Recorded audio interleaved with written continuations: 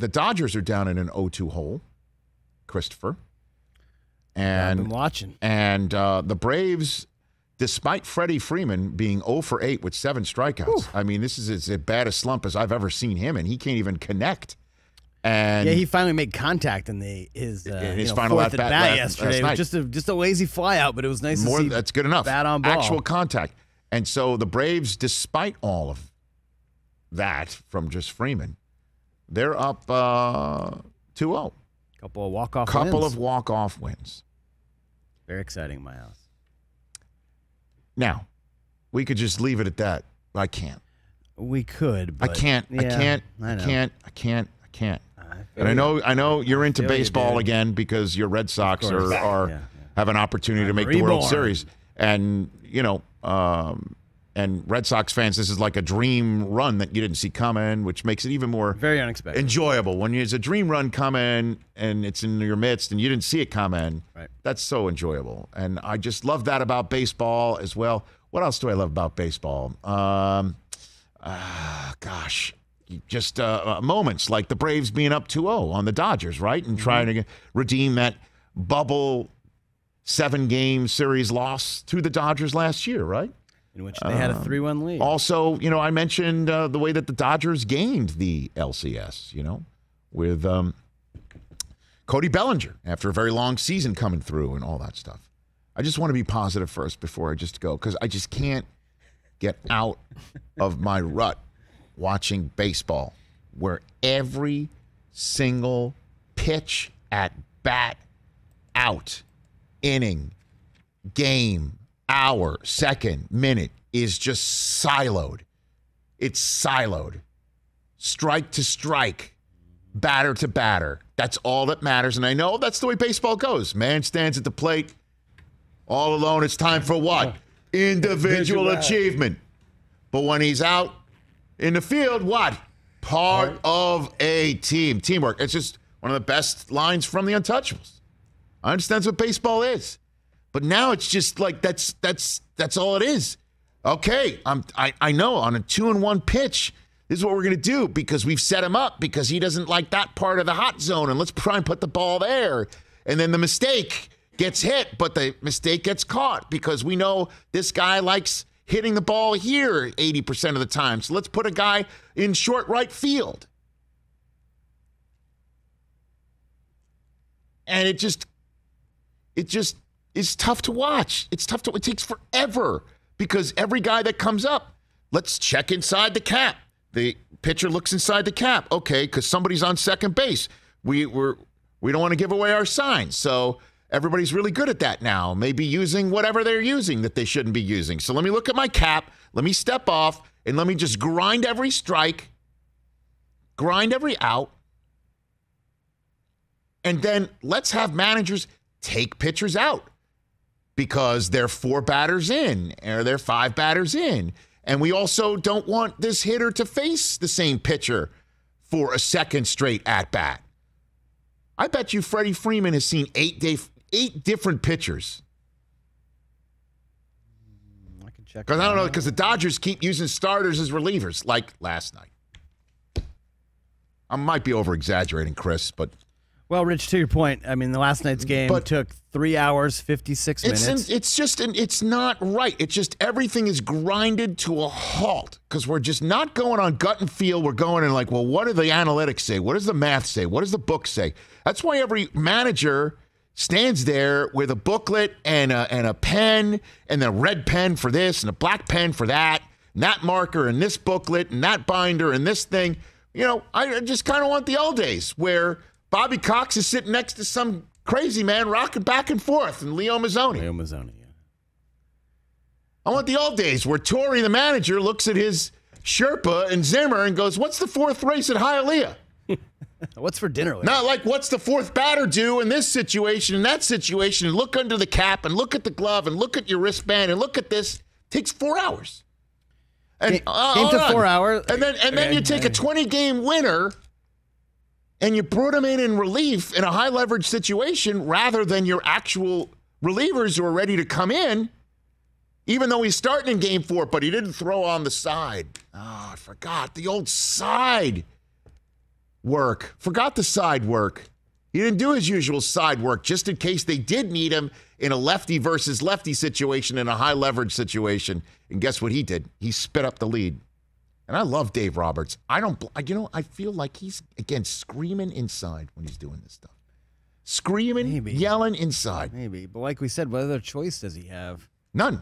Do this and manage, or don't do it and not manage? None. I mean, to your point, Rich, there are 41 players played in last night's game. 15 pitchers between the two teams. Because everything's siloed. It doesn't matter what problems it's now created for the Dodgers in games 3, 4, and 5. Certainly because there's an off day. And then doesn't matter because everything's siloed. All that mattered was game 2. We're not worried about Urias' start in game 4. We don't care. We got to get out of the 8th because we're siloing the 8th. We got to get out of this at-bat in the 8th. We're siloing the at-bat. We got to silo the pitches based on what we read about in the book and write that down. Hold on a minute. Make that note for the next time that they come out. It's just like, good Lord. Pitch ball, see ball, hit ball, catch ball. I know I sound like a dinosaur. I know it. Anybody else feel the same way? Am I alone? Okay, you feel that way, but you don't care because your team's still in it. You'll sit there for 4.5 hours tonight if that's how long it takes. I mean, right? It's probably going to take longer. That's just, because these games between Houston and Boston are a little different than the National League because our pitchers suck for both teams. Teams just mashed. There were 14 runs on Saturday. Well, I don't know. Maybe tonight will be different because there's games coming right after, right? It's tonight, Tuesday, and Wednesday, barring any weather delays. Right. Maybe. But in these series now, when there's an off day the next day, get ready. Pack a lunch and dinner. It's going to take 4.5 hours because everybody's up and active. Certainly if they haven't thrown a side pen. Yeah. I don't know, man. Yeah, that's I want to love it. It's just so tough to watch. It's so tough to watch. It takes forever. And everybody's like, looking in the hat. They lean in. It's 15 signs because everybody's afraid of an Apple Watch on top of an iPad on top of a screen. What are they doing? Hey, I'm screwed. And now pitchers going like, running off the field. And they're so excited. We got that 19th strikeout out of 26 at-bats. And hold on a minute. Here's my hat. Here's my glove. Yeah, check my. Because we now got to be out at the checkpoint. Check my belt. Just in case you're using some sort of stuff. Yeah. Okay. I told you not to let me do this today, didn't I? I know. And I even said to you, I'm like, am I going to do this today? I know. Well, but as soon as you said not to let you do that, I think it was kind of the thing where we were going to let you and you do that, right? PSA pre. All right. But do you think when the Dodgers and Yankees played in the late 70s, 41 players didn't play in the game? I don't think so. I don't know, man. I don't know. It's just like, let's just grind everything to a halt and check the book and check this and check that. And guess what we're going to do? We're going to make our 19th mound visit. We're going to make our 20th pitching change. We're going to look in the hat, and I'm going to stare down, and someone's going to step out. And okay, I've made my point. But I would watch the Yankees tonight if they were in it. I would, Because when you're in it, you're emotionally invested. But if you're not emotionally invested, and look, there's no fantasy league where I honestly, I'll check it out tonight and I'll be interested. But sit down for all 4.5 hours. That's your job. That's your job, not mine. 78 World Series, Game 6, closeout game. Yankees win 7-2. 26 players played in the game. That's it. That's oof. Am I too old school to say, whatever you did to get to the playoffs, you do in the playoffs? Can we all agree on that? There's a tendency breaker that you could pop out, a surprise play that you can pop out. Sure, that's great because you've set the stage to try and run a little okey doke. But when you go ahead and take your 20-game winner and throw them in a high-leverage relief situation for the first time all year in Game 2 on the road, you're asking for it. Just go with the flow.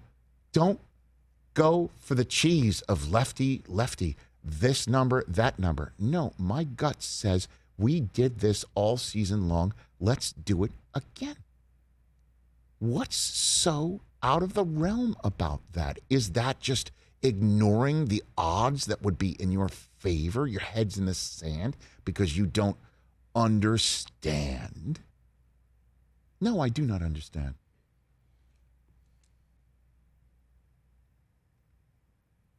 Am I really out of the realm to say it does not compute? Now, I also said, why are you opening with Knable and then go into, Gratterall, and then you go to Urias, and you won that Game 5 against the Giants when I was like saying, what are you doing? And the Giants go and they throw Logan Webb for 7 strong, and they lost. But that worked, too. It was tied. By the way, did you hear Scherzer said his arm was dead because he closed? Said he had dead arm, yeah. Pedro called that in the postgame before Scherzer spoke. Casino or what? Yeah. Hey, you watched all the way to the end. Thanks for that. Watch more right here.